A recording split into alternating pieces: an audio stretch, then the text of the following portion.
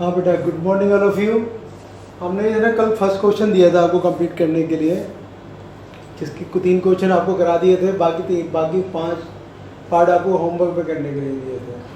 अब question number जो second है, वहाँ पर भी हमें क्यू रूट फाइंड आउट करना है, लेकिन क्यू रूट फाइंड आउट करने के लिए हमें एस्टिमेशन का यूज़ करना है। एस्टिमेशन में जो हमने प्रॉपर्टी पढ़ी है, हमने उन प्रॉपर्टी का जो है हमें आइडिया लगाना है डायरेक्टली हमें, क्योंकि करना आपने देखा होगा जो फर्स्ट क्वेश्चन को हमने किया था काफ़ी टाइम लग रहा था करने में, ठीक है। तो इसको हम जो हमारा जो रूल हमने बनाए हैं, प्रॉपर्टी बनाए हैं, उनका हम यूज़ कर सकते हैं। 19683 ये हम किस तरीके से करेंगे, हम पहले 3 का ग्रुप बनाएंगे। पहले तो हम ये आइडिया लगाएंगे कि 3 कब आता है। 3 जो है, जो यूनिट डिजिट 3 आ रही है तो कब आती है, जो हमने प्रॉपर्टी पढ़ी थी 7 का क्यूब करते हैं तो 3 आता है, और 3 का क्यूब करते हैं तो 7 आता है। तो उन प्रॉपर्टी में हमने पढ़ा था 2 का क्यूब करते हैं तो 8 आता है, और 8 का क्यूब होता है यूनिट डिजिट पर तो 2 आता है।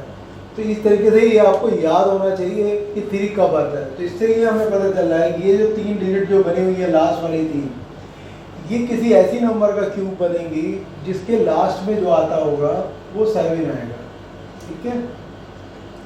तो हमें ये पता चल गया कि उसकी जो यूनिट डिजिट होगी उस नंबर की, यूनिट डिजिट वो क्या होगी, वो 7 होगी। क्यों? क्योंकि 7 का क्यूब करने पर आपका 3 आएगा।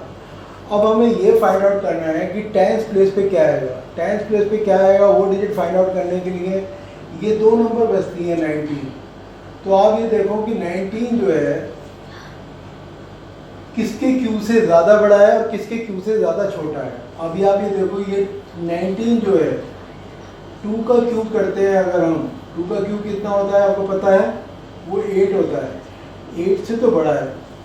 और 3 का जो क्यूब है वो कितना होता है 27, उससे छोटा है। तो जो नंबर जो है आपकी बीच में आ रही है 19 2 और 3 के क्यूब के बीच में आ रहा है, तो हमारी जो टेंस डिजिट जो होनी चाहिए वो क्या होनी चाहिए, वो 2 होनी चाहिए। 10 जो आपकी 10 प्लेस पे आ रही है, 10th प्लेस पर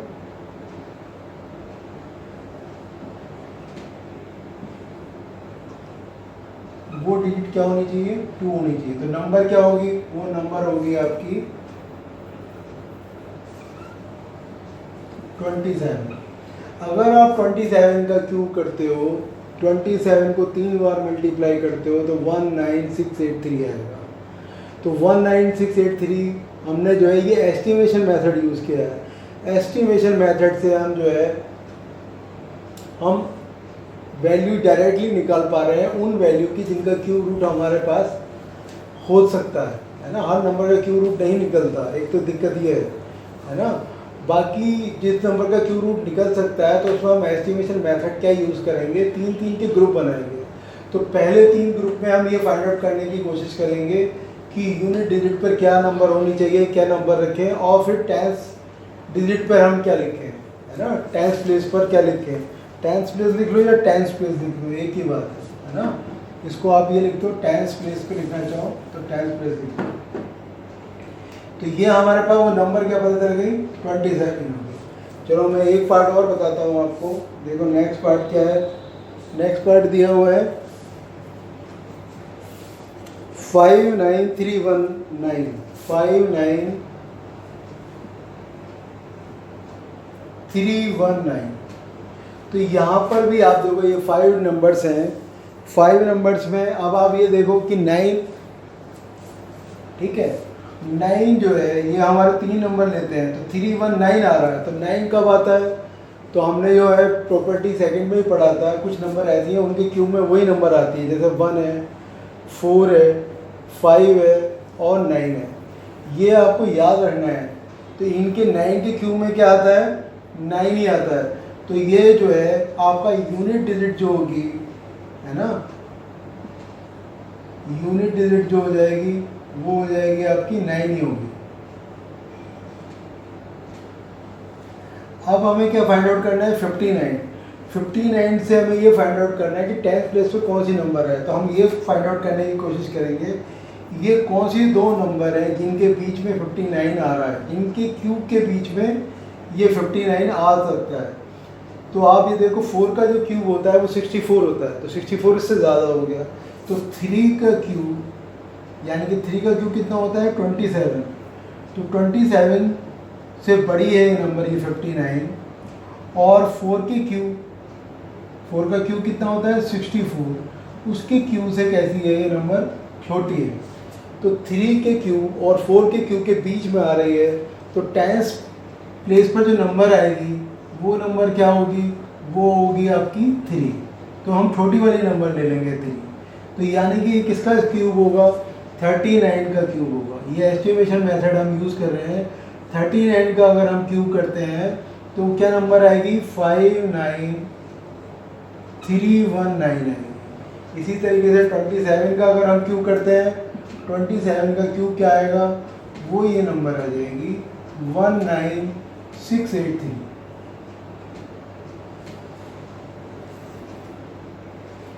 ठीक है, 27 का क्यूब क्या आ रहा है 19683 आ रहा है, और 39 का क्यूब 59319 आ रहा है। तो ये हमारे पास जो है ये मेथड है फाइंड आउट करने का। 2 क्वेश्चन मैंने आपको बताए हैं, ठीक है।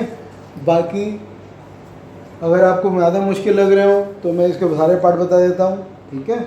आप इसको समझने की कोशिश करो, प्रॉपर्टी आपको याद होनी चाहिए। अगर आपकी समझ में आ रहे हैं तो समझ में आ गया हो तो मैं आगे क्वेश्चन करा देता हूँ, कोई दिक्कत नहीं है। ये आपके प्रॉपर्टी का यूज़ करके करना है।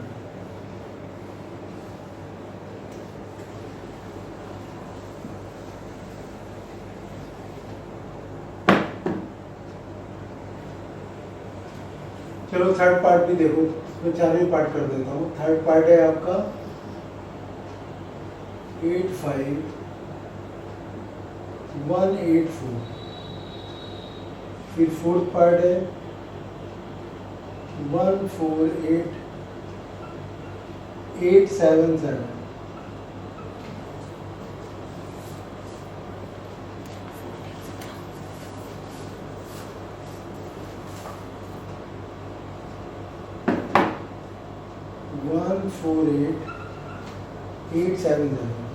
अब आप ये देखो कि 4 आ रहा है, तो 4 के क्यूब में क्या होता है, ये ना प्रॉपर्टी में है 1, 4, 5 और 9, इनके क्यूब में यही नंबर आती हैं। तो इसका मतलब जो है यूनिट प्लेस पे तो यही नंबर होगी, यूनिट प्लेस पे तो क्या होगा 4 ही होगा। ये 3 नंबर का तो हमने ये फाइंड आउट किया। अब 85 है। अब 85 किसके क्यूब के बीच में आता है, आप देखो 4 का क्यूब कितना होता है, 4 का क्यूब होता है आपका 64। तो 64 से तो ये बड़ा है कौन 85, और किसके क्यूब से छोटा है 5 के क्यूब से। 5 के क्यूब से कितना होता है 5 का क्यूब 125, उससे छोटा है। तो किसका क्यूब हो गया ये 40। तो 10th प्लेस पे हमें क्या नंबर लेनी पड़ेगी, 10th प्लेस पे आपको नंबर जो लेनी पड़ेगी वो नंबर होगी आपकी 4। तो यानी कि 44 का अगर हम क्यूब करते हैं, 44 का क्यूब वो कितना हो जाएगा, 44 का क्यूब हो जाएगा 85184। इस तरीके से। इसी तरीके से देखो ये जो नंबर है,